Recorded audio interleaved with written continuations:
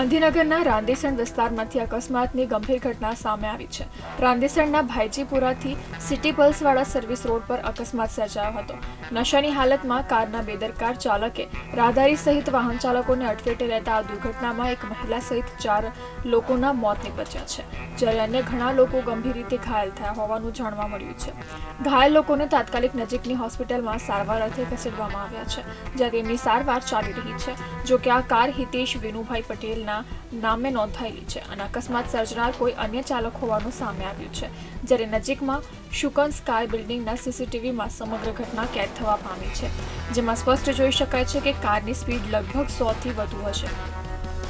આ તરફ બનાવની જાણ થતાં જ પોલીસ કાફલો તાત્કાલિક ઘટનાસ્થળ પર દોડી આવ્યો હતો, જ્યાં સીસીટીવી ફૂટેજ અને સ્થાનિક લોકોના નિવેદનોના આધારે અકસ્માતની તપાસ હાથ ધરવામાં આવી હતી। આ દરમિયાન પોલીસે કારના બેદરકાર ચાલકને રાઉન્ડ અપ કરી લીધો હોવાની વિગત પણ સામે આવી છે। અત્રે ઉલ્લેખનીય છે કે આ દુર્ઘટનાને લઈને સ્થાનિક લોકોમાં ભય અને રોષ ફેલાયો છે। લોકો વાહન ચાલકોને વધુ જવાબદાર બનવાની અપીલ કરી રહ્યા છે અને બેદરકારી ભર્યા ડ્રાઇવિંગ સામે કડક પગલાં લેવા માટે માંગ કરી રહ્યા છે।